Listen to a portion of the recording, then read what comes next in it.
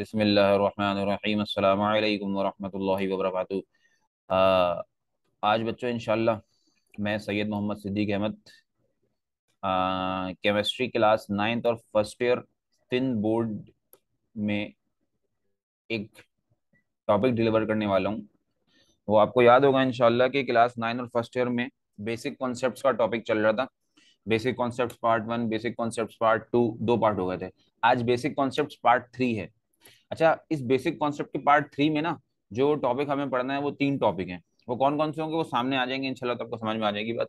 ये तीन टॉपिक हमारे आज हो जाएंगे, समझ में आ जाएंगे तो इंशाल्लाह फिर ये लेक्चर खत्म हो जाएगा। ठीक है। तो वो मैं जो बात हमेशा आपसे बोलता हूँ, मेरा लेक्चर तो मैं इंशाल्लाह आसानी से समझ में आएगा। बस मेरी आवाज को गौर से सुनो, मेरा राइट पॉइंटर है ना, इसको गौर से देखते रहो तो मैं इंशाल्लाह पूरा टॉपिक समझ में आएगा। ठीक है। आज का जो टॉपिक है ना हमारा, वो है एटॉमिक मास। क्या एटॉमिक मास क्या चीज होती है? ठीक है। लेकिन इस एटॉमिक मास को समझने से पहले हमें एटॉमिक नंबर को समझना पड़ेगा, जो कि हम बचपन से छोटी क्लासेस से अब तो हर स्कूल में पढ़ाया जा रहा है, पढ़ते आते हैं। बस एक रिवीजन, एक कॉल आउट कर लेते हैं कि एटॉमिक नंबर का सिंबल जेड होता है। ठीक है सर, एटॉमिक नंबर को जेड से शो करते हैं। एटॉमिक नंबर होता क्या है, आइए इसको समझते हैं। तुम्हारे सामने ना एटम का एक स्ट्रक्चर है। ये बात तो हम सब जानते हैं कि हर एटम में एक सेंटर पोर्शन होता है, एक दरमियानी हिस्सा होता है। उस सेंटर पोर्शन को हम न्यूक्लियस बोलते हैं। न्यूक्लियस में दो तरह के पार्टिकल होते हैं, एक प्रोटॉन जिसके ऊपर प्लस चार्ज होता है, एक न्यूट्रॉन जो न्यूट्रल होता है, उसके ऊपर कोई चार्ज नहीं होता। ठीक है सर। और न्यूक्लियस के इर्द गिर्द नेगेटिव पार्टिकल इलेक्ट्रॉन रिवॉल्व करता रहता है। बोहर के मुताबिक इलेक्ट्रॉन जिस फिक्स पाथ में गोल गोल रास्ते में रिवॉल्व करता रहता है वो फिक्स पाथ ऑर्बिट कहलाता है। ठीक है सर, यहाँ तक तो बात हो गई। तो न्यूक्लियस में जितने भी प्रोटॉन मौजूद है ना, यानी न्यूक्लियस में जितने भी पॉजिटिव पार्टिकल मौजूद हैं, वो अटोमिक नंबर होता है। तो अटोमिक नंबर क्या है? न्यूक्लियस में मौजूद प्रोटॉन्स की तादाद, number of protons present in the nucleus of an atom, इसको एटॉमिक नंबर। और सिंबल क्या होता है इसका? जेड। तो सिंबल सी डेफिनेशन है, कोई रट्टा लगाने की जरूरत नहीं, कोई परेशान होने की जरूरत नहीं है, ना कोई लंबी चौड़ी बहस करने की जरूरत है। जब कोई तुमसे पूछे ना कि बेटा एटॉमिक नंबर क्या होता है, बोलो न्यूक्लियस में प्रोटॉन की तादाद, सिंपल। वो तो इंग्लिश में जब डेफिनेशन लिखनी होगी पेपर में तो लिखेंगे number of protons present in the nucleus of an atom, इसको एटॉमिक नंबर। और इसको डिनोट करते हैं कैपिटल जेड से। लेकिन याद रखने के लिए अपनी जबान में याद रखो, उर्दू जबान में, कि भाई न्यूक्लियस में जितने प्रोटॉन मौजूद हैं वो प्रोटॉन की तादाद एटॉमिक नंबर कहलाता है। अब मिसाल के तौर पे मैंने बोला वो वाला आइटम मुझे चाहिए जिसके न्यूक्लियस में 6 प्रोटॉन है, तो कार्बन आ जाएगा क्योंकि कार्बन का एटॉमिक नंबर 6 होता है। मैंने कहा मुझे वो वाला एटम चाहिए जिसके न्यूक्लियस में 2 प्रोटॉन है, तो हीलियम आ जाएगा क्योंकि हीलियम के न्यूक्लियस में 2 प्रोटॉन होते हैं, मतलब हीलियम का एटॉमिक नंबर 2 होता है। ठीक है। अब मैंने कहा यार मुझे ना वो वाला एटम चाहिए जिसकी न्यूक्लियस में 21 प्रोटॉन है, स्कैंडियम आ जाएगा क्योंकि स्कैंडियम वो एलिमेंट है जिसके न्यूक्लियस में 21 प्रोटॉन है, मतलब उसका एटॉमिक नंबर 21 है। ठीक है। अब मास नंबर क्या होता है? एटॉमिक नंबर का ताल्लुक न्यूक्लियस में मौजूद सिर्फ प्रोटॉन से, यानी न्यूक्लियस में जो पॉजिटिव चार्ज है ना उनसे। अब मैं एक बात बताऊं, एटॉमिक नंबर ना एटम की पहचान होता है। हर चीज की कोई ना कोई पहचान होती है। जैसे शहरी होने की पहचान तुम्हारा शनाख्ती कार्ड नंबर है, स्टूडेंट होने की पहचान तुम्हारा रोल नंबर है। इसी तरह एटम की पहचान उसके न्यूक्लियस में मौजूद प्रोटॉन की तादाद है, मतलब उसका एटॉमिक नंबर। जितने उसकी न्यूक्लियस में प्रोटॉन मौजूद होंगे, जितना एटॉमिक नंबर उसका होगा, वो उसकी पहचान है। वो कभी चेंज नहीं हो सकता। ऑर्बिट पे जो इलेक्ट्रॉन घूम रहे हैं ना, वो तो कम ज्यादा हो सकते हैं, क्योंकि जब एटम केमिकल रिएक्शन परफॉर्म करेगा तो अपने इलेक्ट्रॉन की लेन देन करेगा, या तो अपने इलेक्ट्रॉन सामने वाले एटम को दे देगा, सामने वाले एटम से इलेक्ट्रॉन को खुद गेन कर लेगा, या दोनों एटम इलेक्ट्रॉन की म्यूचुअल शेयरिंग करेंगे। तो इलेक्ट्रॉन तो कम ज्यादा हो सकते हैं। तो एटम की पहचान के लिए हम इलेक्ट्रॉन पे डिपेंड नहीं कर सकते। हम एटम की पहचान के लिए उस पार्टिकल पे डिपेंड करते हैं जो पॉजिटिवली चार्ज होता है, जो न्यूक्लियस में मौजूद होता है, मतलब प्रोटॉन पे। न्यूक्लियस में जितने भी प्रोटॉन की तादाद होगी वो एटम की पहचान है, और उस पहचान को हम एटॉमिक नंबर कहते हैं, सिंबल होता है जेड। और प्रोटॉन न्यूट्रॉन की तादाद को जमा कर दो तो मास नंबर बन जाता है। यानी न्यूक्लियस में जितने भी प्रोटॉन न्यूट्रॉन होंगे ना, उनकी तादाद को सम करना, जमा करना, ये मास नंबर कहलाता है। सिंबल होता है इसका A. Sum of proton and neutrons present in the nucleus of an atom is called mass number, it is denoted by ए।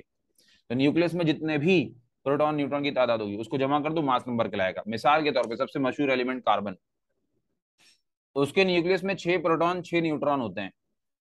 यानी इसको मैं अगर दूसरे तरीके से कहूं, तो उसके न्यूक्लियस में 6 पॉजिटिव पार्टिकल और 6 ऐसे पार्टिकल होते हैं जिनपे कोई चार्ज नहीं होता, यानी 6 न्यूट्रल पार्टिकल होते हैं। तो कुल मिला के आ, उस कार्बन के न्यूक्लियस में कितने पार्टिकल्स हो गए? 12। तो 12 उसका मास नंबर है। न्यूक्लियस में जितने भी पार्टिकल है ना, मतलब प्रोटॉन न्यूट्रॉन की तादाद, न्यूक्लियस में होते ही दो तरह के पार्टिकल हैं, प्रोटॉन न्यूट्रॉन। अब जितने भी प्रोटॉन न्यूट्रॉन है उनकी तादाद को जमा कर दो, मास नंबर बन जाता है। ठीक है सर। तो फॉर्मूला क्या होना चाहिए मास नंबर का? सर मास नंबर का सिंबल होता है ए, जो कि बराबर किसके होता है? जमा कर दो प्रोटॉन और न्यूट्रॉन को। सही है सर, ये मास नंबर का फॉर्मूला बन गया। तो कभी कभी पेपर में अगर एमसीक्यूज आ जाए कि proton plus neutron indicates dash, proton और न्यूट्रॉन का सम क्या कहलाता है? Mass number. ठीक है सर। अच्छा, अगर इस फॉर्मूले से मैं न्यूट्रॉन का फॉर्मूला निकालना चाहूँ तो, यानी न्यूट्रॉन को मालूम करने का, न्यूट्रॉन की तादाद मालूम करने का, हाँ सर निकाल सकते हैं, बड़ा आसान है। न्यूट्रॉन की तादाद मालूम करनी है ना, यानी न्यूट्रॉन का फॉर्मूला कैलकुलेट करना है। जिस चीज को कैलकुलेट करते हैं वो कहता है मुझे अकेला छोड़ दो। न्यूट्रॉन को अकेला छोड़ने के लिए प्रोटॉन को यहाँ से हटाना पड़ेगा। ये प्रोटॉन न्यूट्रॉन से यहाँ प्लस हो रहा है, वहां जाके क्या हो जाएगा? माइनस। ठीक है सर। ए अपनी जगह, और प्रोटॉन माइनस होने आ गया, इज इक्वल टू अपनी जगह न्यूट्रॉन अपनी जगह। तो न्यूट्रॉन का फॉर्मूला क्या बन गया बेटा? कि A minus proton is equal to neutron. ठीक है सर। ए का मतलब है मास नंबर और पी का मतलब है प्रोटॉन। सही है सर। तो सारी चीजें अपनी जगह सही है, लेकिन ये जो न्यूक्लियस में मौजूद प्रोटॉन है, प्रोटॉन, क्या मैं इसको एटॉमिक नंबर कह सकता हूँ? हाँ सर कह सकते हैं, क्योंकि प्रोटॉन का ताल्लुक किससे होता है? एटॉमिक नंबर से। न्यूक्लियस में जितने भी प्रोटॉन होंगे वो एटॉमिक नंबर कहलाएगा। तो प्रोटॉन की जगह मैंने जेड लिख दिया, डन सर। बाकी ये अपनी जगह, माइनस अपनी जगह, इज इक्वल टू अपनी जगह, न्यूट्रॉन अपनी जगह। तो इस फॉर्मूले को अगर घुमा के लिख दूं तो वैसे बन जाएगा A minus Z indicates number of neutron. यानी ए माइनस जेड न्यूट्रॉन को मालूम करने का फॉर्मूला है। ये एमसीक्यूज अक्सर पेपर में आती है सिंध बोर्ड की क्लास 9 और क्लास फर्स्ट में आमतौर पे, कि ए माइनस जेड इंडिकेट किसको करता है? नंबर ऑफ न्यूट्रॉन को। ठीक है सर। तो हमने दो टर्म्स पढ़ ली, एक एटॉमिक नंबर, दूसरा मास नंबर। एटॉमिक नंबर का सिंबल क्या होता है? Capital Z. और मास नंबर का सिंबल क्या होता है? Capital A. ठीक है। और ताल्लुक किससे है? सब छोड़ो, सारी बातें, डेफिनेशन तुम्हारे सामने मौजूद है। सबको जरा स्क्रीन हटा के बगल स्क्रीन की रिवाइज कर लेते हैं। एटम के न्यूक्लियस में जितने भी प्रोटॉन मौजूद हैं वो प्रोटॉन की तादाद एटॉमिक नंबर कहलाएगा। ठीक है सर। तो इसका मतलब एटॉमिक नंबर का ताल्लुक हमेशा प्रोटॉन से होगा। और न्यूक्लियस में जितने भी प्रोटॉन न्यूट्रॉन है उनकी तादाद को जमा कर दो तो वो क्या बन जाएगा? Mass number. और मास नंबर का सिंबल क्या होता है? ए। तो मास नंबर का फॉर्मूला क्या बना? Proton plus neutron, done sir. और न्यूट्रॉन को मालूम करने का फॉर्मूला क्या बना? ए माइनस जेड। ए का मतलब मास नंबर और जेड का मतलब प्रोटॉन। तो मास नंबर को प्रोटॉन से मालूम माइनस कर दो, तो यानी एटॉमिक नंबर से माइनस कर दो, तो आंसर आ जाएगा न्यूट्रॉन का। ठीक है, यस सर, यहाँ तक तो बात हो गई। अब जरा आगे देखते हैं। एक फिजिकल बैलेंस है तुम्हारे पास, जिसको हम आमतौर पे उर्दू जबान में, हिंदी जबान में तराजू बोलते हैं। ठीक है। अब मुझे ना 1 किलो सेब चाहिए। ठीक है सर, तो ले लें। एक तरफ मैं सेब भरता रहूंगा, सेब भरता रहूंगा, सेब भरता रहूंगा, तो क्या खाली तराजू के एक पलड़े में सेब भरने से भरने से भरने से क्या मेरा सेब 1 किलो हो जाएगा? कभी नहीं होगा सर। ये तो फिर भरता ही रहेगा, भरता ही रहेगा, भरता ही रहेगा। आपको तराजू के दूसरे पलड़े में ना 1 किलो का स्टैंडर्ड पत्थर रखना पड़ेगा, जिसको वो आमतौर पे जो रेडी वाले होते हैं या फल वाले हमारे होते हैं, वो इसको बट्टा बोलते हैं। तो मुझे ना तराजू के एक पलड़े पे वो सेब सब्जी जो भी लेनी है 1 किलो की मिकदार में, वो रखनी पड़ेगी। और दूसरे पलड़े में ना ये 1 किलो का पत्थर, जो स्टैंडर्ड पत्थर है, स्टैंडर्ड मास, ये रखना पड़ेगा। असल में मास कैसे कैलकुलेट होता है, कैसे कैलकुलेट नहीं होता, इस अब तो हमने ये मान लिया ना कि ये 1 किलो का पत्थर स्टैंडर्ड मास है। इस पत्थर पे 1 किलो लिखा हुआ है, इस बात की क्या गारंटी कि वाकई 1 किलो का पत्थर होगा? मतलब ये खुद तो नहीं बोल रहा ना कि मैं 1 किलो का पत्थर हूँ, मतलब मेरे अंदर 1000 ग्राम मौजूद है। कैसे पता चलता है? स्टैंडर्ड है, स्टैंडर्ड। जब मास कैलकुलेट होने जा रहा था ना दुनिया में, कि मास कैसे कैलकुलेट किया जाए, बड़ी परेशानी हुई। तो कुछ साइंटिस्ट एक जगह बैठे, मुख्तलिफ मुल्कों से आके, और गालिबन मेंडलीव ने शायद, या फिर मेंडल या सॉल्वे ने, दोनों में किसी एक ने एक कॉन्फ्रेंस रखवाई थी, जिसमें तमाम दुनिया के साइंटिस्ट को, मशहूर साइंसदानों को जमा किया था, और ये बात इस पर डिस्कस की थी, इस पर रिसर्च किया था कि हम मास कैसे मालूम करें। सबने अपनी अलग अलग मशवरे दिए, अलग राय दी, और उससे फिर एक चीज के तय पाई कि एक इतने बड़े साइज का पत्थर जो तुम्हारे सामने इस तस्वीर में दिख रहा है, सीधे हाथ वाले तराजू में, इतने साइज का पत्थर और इतने मास का पत्थर, मतलब जाहिर है ना, हम तो चीज को पकड़ के छू के अंदाजा लगा सकते हैं। एक बेचारा अंधा आदमी होता है ना, उसके बारे में बड़ी मशहूर है, अल्लाह ताला ने उसको सिक्स सेंस दी होती है। अगर वो किसी को हाथ लगा ले ना, किसी के चेहरे को, और सही से एक बार हाथ लगा के देख ले, मतलब महसूस कर ले, तो भूलता नहीं है उसके चेहरे को। अल्लाह ताला ने ये सलाहियत तकरीबन हर इंसान को दी है। जो बेचारे अंधे लोग होते हैं उनमें ये सलाहियत ज्यादा दी है। अब ये जो पत्थर है ना, पत्थर हम अगर हाथ में लेंगे ना, इस पे 1 किलो लिखा हुआ ना भी हो, तो हमें अंदाजा हो जाता है हाँ तकरीबन ये 1 किलो का, तकरीबन अप्रोक्स 1 kg का है। क्यों? क्योंकि हमने इसको पकड़ पकड़ के, छू छू के, इसके साइज को और इसके मास को अपने दिमाग में बिठा लिया कि भाई यहाँ इतना बड़ा, इतने साइज का पत्थर और इतने मास का पत्थर 1 किलो का होगा। ये बात हमें कैसे पता चली? ये बात सबसे पहले मेंडलीव ने जो कॉन्फ्रेंस करवाई थी या सॉल्वे ने जो कॉन्फ्रेंस करवाई थी, वहां उन्होंने एक स्टैंडर्ड साइज का पत्थर हर दुनिया के यानी तमाम मुल्कों के साइंटिस्ट को एक एक दे दिया और कहा जा अपने मुल्कों में ये पत्थर जो है आम कर दो सरकारी सतह पे, हुकूमती तौर पे, और सबको बता दो कि इतने साइज वाला इतने मास का जो पत्थर होगा ना, जो जो तकरीबन दिखने में इतना बड़ा होगा, और हाथ में एक सबको एक बार दे दिया, हर साइंटिस्ट के हाथ में दे दिया कि हर साइंटिस्ट हाथ में पकड़ के इसको एक बार महसूस कर ले, देख ले, फील कर ले कि इतना बड़ा है और इसका मास इतना है। तो इतने बड़े और इतने मास का पत्थर, जो कि अंदाजा हो गया दिमाग में ये 1 किलो का होगा, स्टैंडर्ड बन गया। तो उसके बाद फिर स्टैंडर्ड बन गया 1 kg का इतना पत्थर होगा, डन सर। फिर अब वो तो अलग बात है कि आजकल डिजिटल बैलेंस मौजूद है, लेकिन जब डिजिटल बैलेंस नहीं थे, यही फिजिकल बैलेंस इस्तेमाल किए जाते थे, ये तराजू 2 पलड़े वाले इस्तेमाल किए जाते थे। तो और आज भी किए जाते हैं। तो ये स्टैंडर्ड साइज का पत्थर 1 किलो का होगा, ठीक है सर, इसको स्टैंडर्ड मास मान लिया। और अब इस स्टैंडर्ड मास की मदद से मैं दूसरी चीजों के मास को कैलकुलेट करता हूँ कैसे? तराजू के एक पलड़े में जो है ना 1 किलो का पत्थर रखा हुआ है, दूसरे पलड़े में सेब या जो भी है कुछ मैं डालता जा रहा हूँ। जैसे ये दोनों तराजू के पलड़े बराबर हो जाएंगे, इक्विलिब्रियम में आ जाएंगे, तवाजुन हासिल कर लेंगे, मैं समझ जाऊंगा मेरी जो मिकदार है 1 किलो वो पूरी हो गई। अगर मुझे 2 किलो का चाहिए होगा, ऐसे पत्थर के 2 बट्टे रख दूंगा।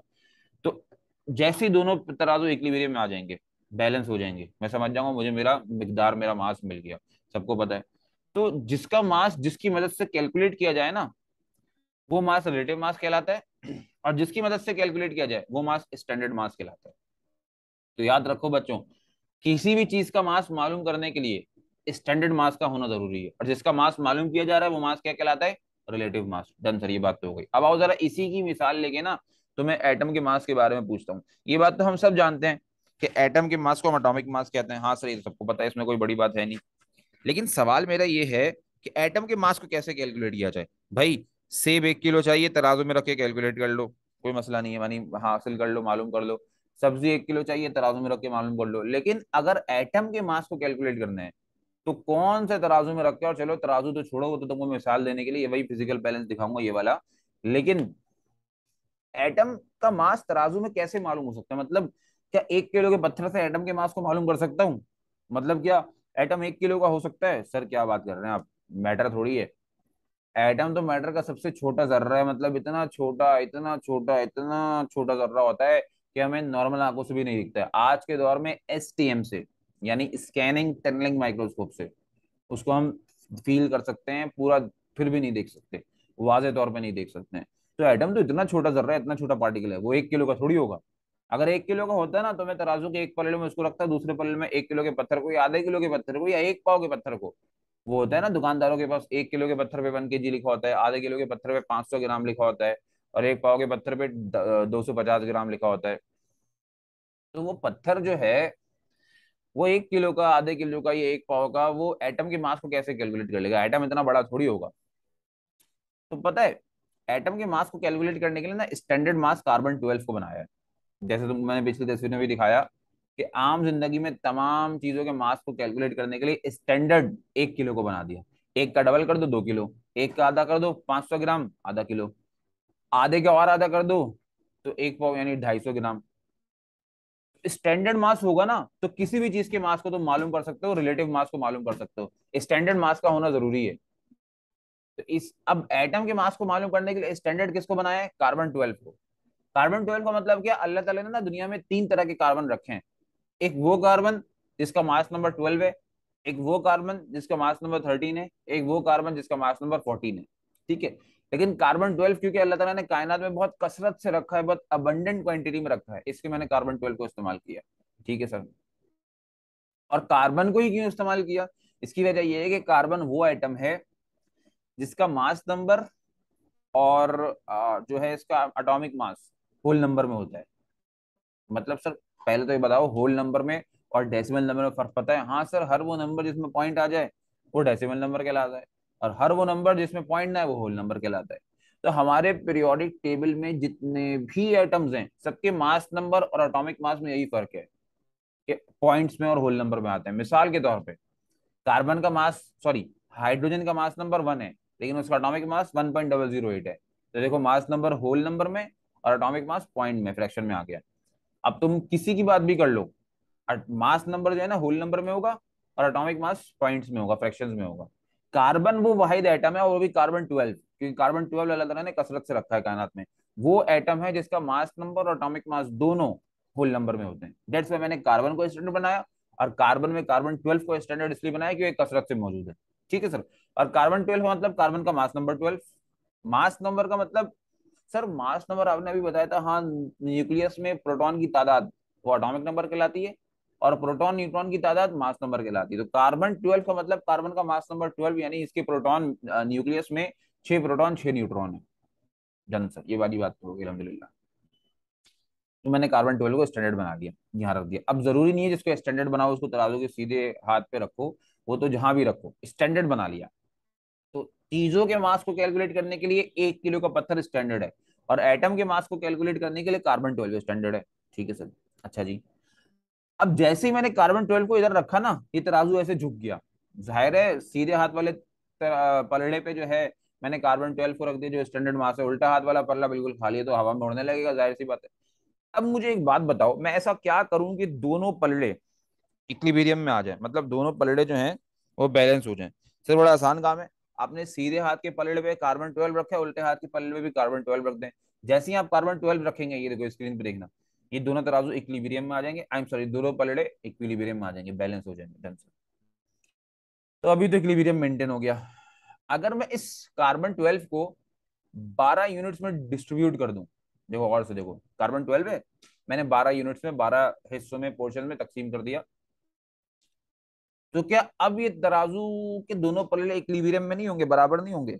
सब बराबर नहीं है, क्या फर्क हुआ? आपने कुछ भी नहीं करा। उस कार्बन 12 को इक्वल पार्ट्स में, 12 इक्वल पार्ट्स में डिवाइड कर दिया। वो तो आप जो भी करें, यानी सेब को प्लेट में पूरा पूरा रख के ला के दें, या उस सेब के 4 हिस्से करके ला के दें, बात तो एक ही है। खाऊंगा तो पूरा एक सेब में। इसी तरह कार्बन 12 को मैंने एक रख दिया, या इसके 12 हिस्से कर दिए, बात तो यही है। ठीक है सर। अच्छा जी।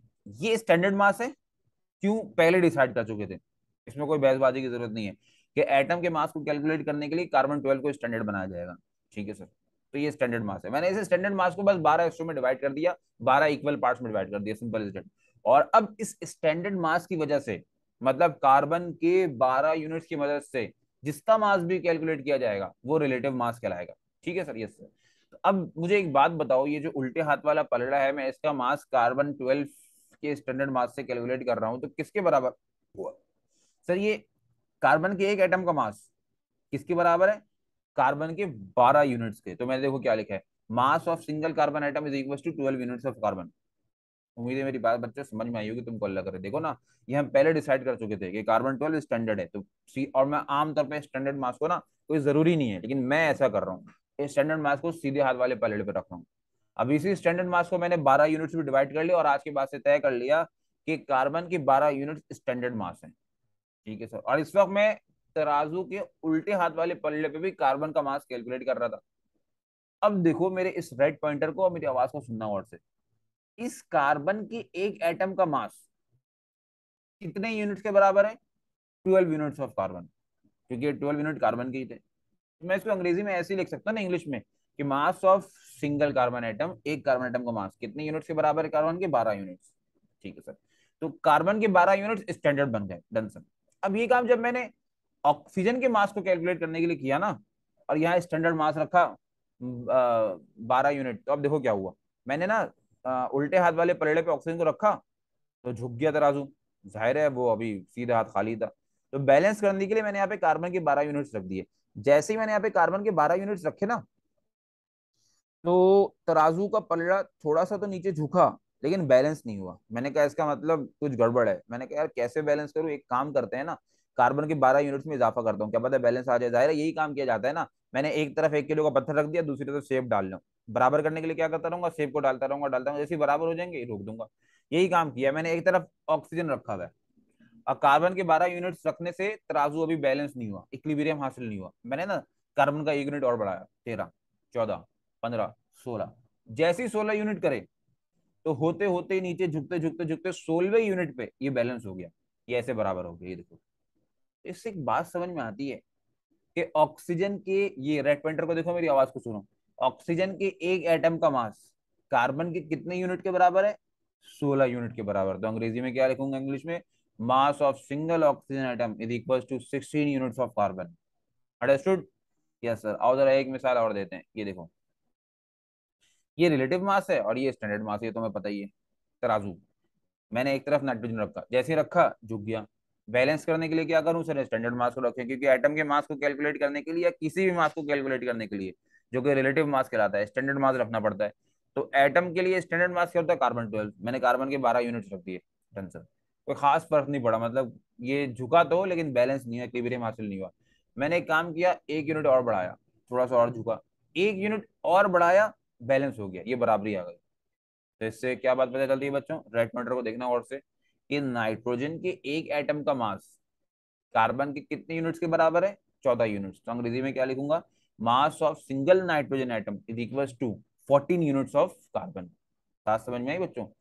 तो हर बार जिसके मास को मैं कैलकुलेट कर रहा हूं वो रिलेटिव मास कहलाएगा, और जिसकी मदद से कर रहा हूं वो स्टैंडर्ड मास कहलाएगा। डन सर, ये तो बात हो गई अल्हम्दुलिल्लाह। अब सुनो, ये रिलेटिव मास किसका है, ऑक्सीजन का।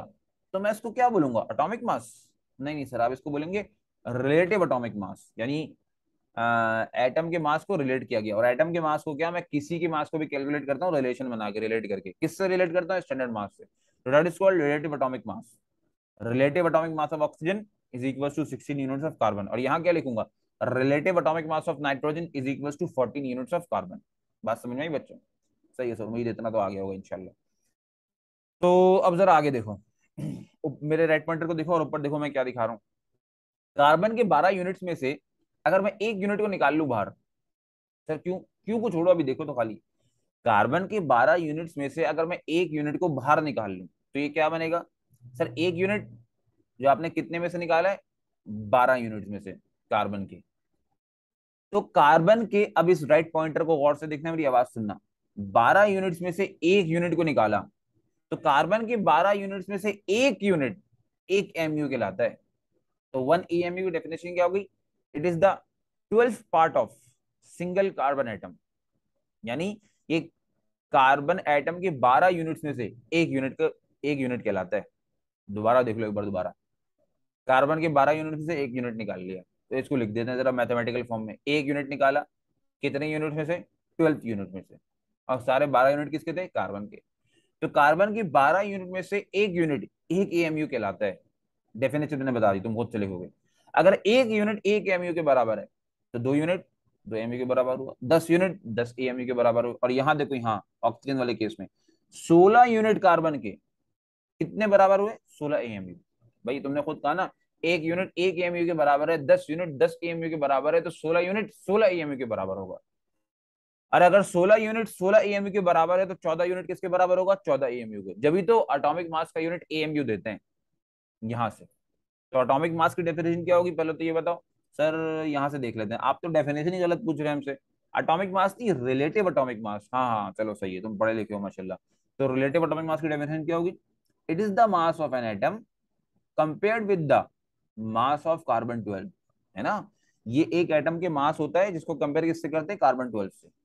तो अब जल्दी से बताओ, रिलेटिव एटॉमिक मास की डेफिनेशन खुद से क्या लिखोगे, रट्टा लगा के मत लिखना सर ने क्या लिखवाई थी, सोचना मत कि सर ने ऐसे लिखवाई थी मैं भी ऐसे लिखूंगा। अक्ल से इस तस्वीर को देख के, चाहे ऑक्सीजन वाली देख लो चाहे नाइट्रोजन वाली देख लो, it is the mass of an atom compared with the mass of carbon 12। यानी ये एटम का वो मास है जिसको कार्बन 12 से कंपेयर किया जाता है। अगर कार्बन 12 से बराबर नहीं हो रहा तो कार्बन के यूनिट को मैं बढ़ाता रहता हूँ, लेकिन कंपेयर किससे किया जाता है, कार्बन 12 से। Done sir. और एक एएमयू की डेफिनेशन क्या लिखोगे सर, एक एएमयू की, अब इस रेड पॉइंटर को देखना और सुनना, 1 AMU is the single part of 12 units of carbon atom. यानी 1 AMU क्या है, कार्बन के 12 यूनिट में से एक यूनिट को बोलते हैं। तो एक यूनिट को एएमयू बोलते हैं, 10 यूनिट को 10 एएमयू, 16 यूनिट को 16 एएमयू। तो बच्चों ये था हमारा एटॉमिक नंबर, एटॉमिक मास और मास नंबर का कॉन्सेप्ट, जिसमें हमने ये पढ़ा, ये देखा कि न्यूक्लियस में प्रोटॉन की तादाद एटॉमिक नंबर कहलाती है, सिंबल होता है जेड। न्यूक्लियस में प्रोटॉन न्यूट्रॉन की तादाद मास नंबर कहलाती है, सिंबल होता है ए। और फॉर्मूला क्या होता है, प्रोटॉन प्लस न्यूट्रॉन। और वहीं से हमने न्यूट्रॉन को मालूम करने का फॉर्मूला कैसे ड्राइव किया था, A-Z। और रिलेटिव एटॉमिक मास क्या होता है, कि एक एटम का मास जिसको मैं कंपेयर कर रहा हूँ किसके साथ, कार्बन 12 के साथ। Yes sir. और 1 AMU क्या होता है, कि कार्बन के 12 यूनिट में से एक यूनिट एक एमयू कहलाता है। ठीक है बच्चों, मुझे उम्मीद है तुम्हें यहाँ तक बात इंशाल्लाह समझ में आएगी। नेक्स्ट क्लास में हम नेक्स्ट टॉपिक के साथ मिलेंगे। जज़ाकल्लाह। अस्सलाम वालेकुम रहमतुल्लाहि व बरकातुहू।